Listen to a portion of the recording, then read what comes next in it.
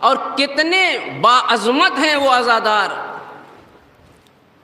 کہ جو ملائکہ کے کاندھے سے کاندھا ملا کے بیٹھے رہتے ہیں. اس میں ملائکہ بھی آتے ہیں بھائی. آیت اللہ خوئی کہتے ہیں کہ 14 معصومین کا مجلسوں میں آنا روایت سے ثابت ہے. اس کا مطلب 14 معصومین بھی آتے ہیں, اس میں بی بی زہرا بھی ہیں, ملائکہ بھی آتے ہیں. اور روایت میں تو اس مجلس کی عظمت کے بارے میں یہ بتایا گیا کہ جب مجلس شروع ہوتی ہے تو ملائکہ بھی تشریف لاتے ہیں, اور جب مجلس ختم ہو جاتی ہے تو وہ واپس چلے جاتے ہیں, جیسے سب لوگ واپس چلے جاتے ہیں.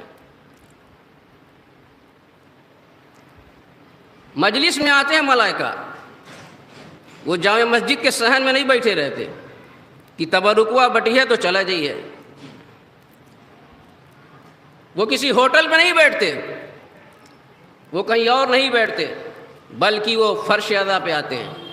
اور جب یہاں سے جاتے ہیں تو ان کے بدن سے خوشبو نکلتی ہے.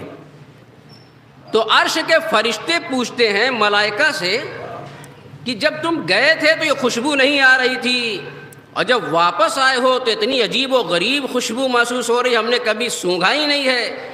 کہاں گئے تھے اور کہاں سے آ رہے ہو, یہ خوشبو کیسی ہے؟ تو ملائکہ کہتے ہیں, عرش کے فرشتوں سے ملائکہ کہتے ہیں, بھائی زمین پہ مجلس ہو رہی تھی, ہم وہیں گئے تھے, ہمیں بھی احساس ہے جب ہم گئے تھے تو خوشبو نہیں تھی, جب واپس آئے ہیں تو ہمارے بدن سے خوشبو محسوس ہو رہی ہے.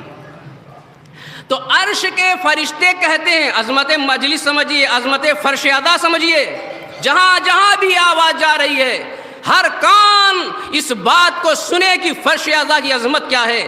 عرش کے فرشتے کہتے ہیں چلو ہمیں بھی اس مجلس میں لے چلو. تو ملائکہ کہتے ہیں بھائی مجلس تو ختم ہو گئی اور لوگ واپس چلے گئے. تو عرش کے فرشتے کہتے ہیں ارے مجلس ختم ہو گئی, وہ جگہ تو باقی ہے, ارے اس جگہ کو ہمیں دکھا دو جہاں مجلس حسین ہو رہی تھی, ہم اس جگہ سے برکت حاصل کر کے واپس آ جائیں گے. صلوات پڑھ دیں محمد.